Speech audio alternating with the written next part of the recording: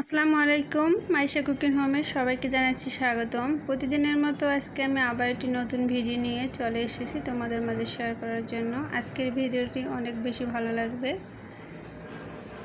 তো আমি আজকে রুমালি পরোটা তৈরি করব।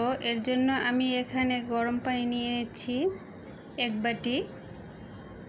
আমি একটি বাটি দিয়ে তারপরে মেপে নিচ্ছি।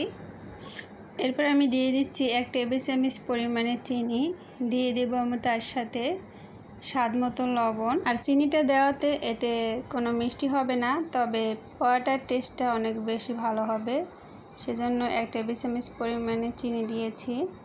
এখন আমি চিনিটাকে একটু মিক্স করে নিব। চিনিটাকে এভাবে একটু নেড়ে চেড়ে তারপরে গলিয়ে নিতে হবে। চিনিটা একটু ভালোভাবে যাতে গলে যায়। এখন আমি দিয়ে দিচ্ছি 2 বাটি ময়দা। এখানে আমি 1 বাটি পানি নিয়েছি, সে কারণে 2 বাটি ময়দা দিয়ে দিব। তোমরা যতটা পানি নিবে তার ডাবল ময়দাটা দিবে। এখানে ময়দার গোলাটা একদম শক্ত করা যাবে না, একটু নরম টাইপের থাকবে, সে কারণে তোমরা যতটা পানি নিবে তার ডাবল ময়দাটা দিলে পরোটার ডোটা একদম ঠিকঠাক মতো হবে। আমি একটি চামচ দিয়ে তারপরে প্রথমে মেখে নিচ্ছি।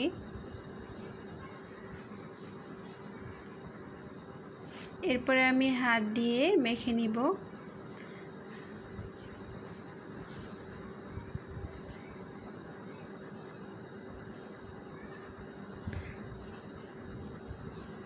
তোমরা যখন এই ডোটা মেখে নিবে তখন একটু সময় নিয়ে মেখে নেবে, তাহলে দেখবে যে পরোটা অনেকটাই সফট হবে এবং অনেকটাই ভাজার সময় ফুলবে।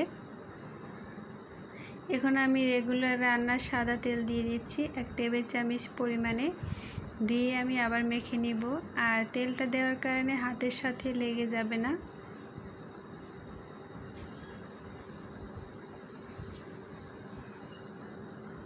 তোমরা যখন পরোটার ডোটা তৈরি করবে তখন একটু নরমভাবে তৈরি করবে। এখন আমি পরোটার জন্য একটি মিশ্রণ তৈরি করে নিচ্ছি। এর জন্য রেগুলার রান্নার সাদা তেল দিয়ে দিচ্ছি 2 টেবিল চামচ পরিমাণে, আর তার সাথে নিয়ে নিচ্ছি আমি 2 টেবিল চামচ পরিমাণে কর্নফ্লাওয়ার।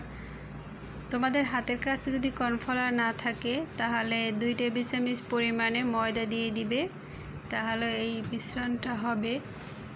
এখন একটু আমি মিশ্রণটা নেড়ে চেড়ে তারপরে গুলিয়ে নিচ্ছি।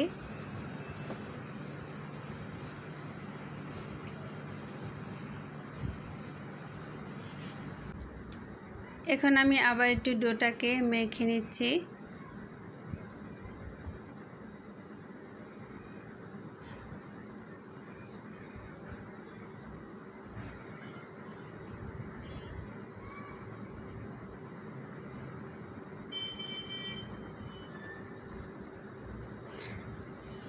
আমি ডোটাকে একটু সময় নিয়ে তারপরে মেখে নিয়েছি।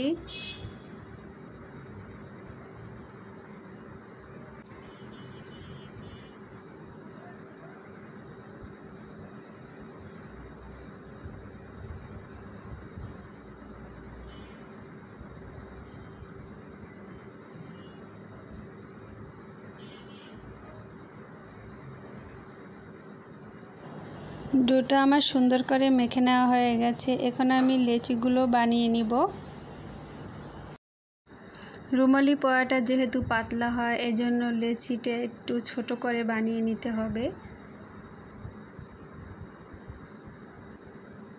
আমি এখানে লেচিগুলো তৈরি করে নিয়েছি। তোমরা চাইলে এর থেকে কম ময়দা নিয়ে তারপরে লেচিগুলো তৈরি করে নিতে পারো।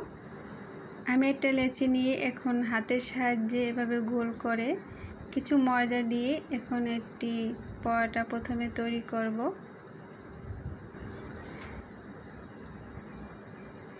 এখন আমি অনেক সুন্দর করে গোল করব না, যখন পরবর্তীতে পরোটা বেলে নিব তখন একটু সুন্দর করে বেলে নিব।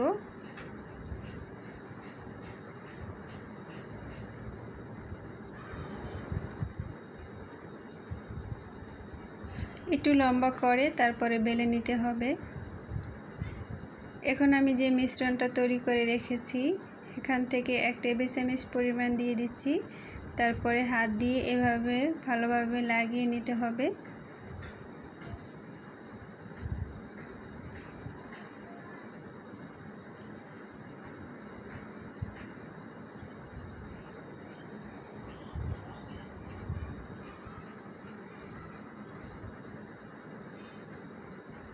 এখন আমি কিছু ময়দা দিয়ে দিব।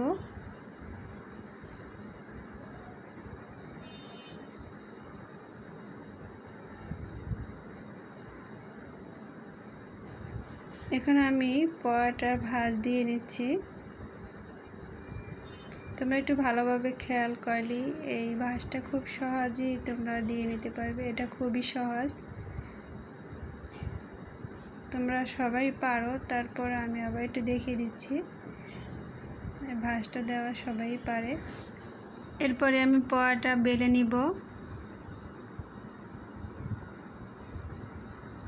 এ পর্যায়ে একটু সুন্দর করে বেলে নিতে হবে, আর একটু পাতলা করে এই রুমালি পরোটা তৈরি করে নিতে হবে। তো যখন বেলবে তখন একটু পাতলা করে বেলে নেওয়ার চেষ্টা করবে, যতটা সম্ভব ততটা পাতলা করলে এই রুমালি পরোটাটা অনেকটাই সুন্দর হয়।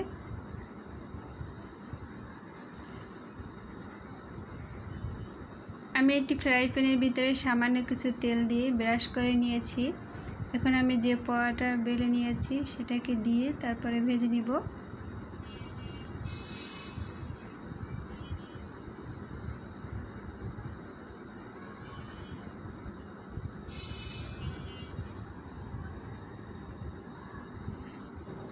আমি পরোটা উঠিয়ে নিয়েছি কিছু তেল দিয়ে, তারপর ব্রাশ করে আবার পরোটা ভেজে নিব, তাহলে পরোটাটা অনেক সুন্দর হয় ভাজা।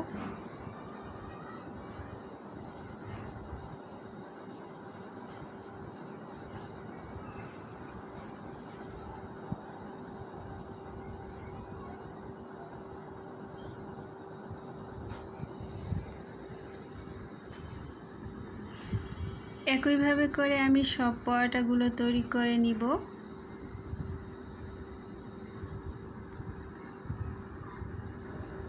এক পাশ ভেজে নেওয়ার পরে অপর পাশ উল্টিয়ে আমি ভেজে নিব।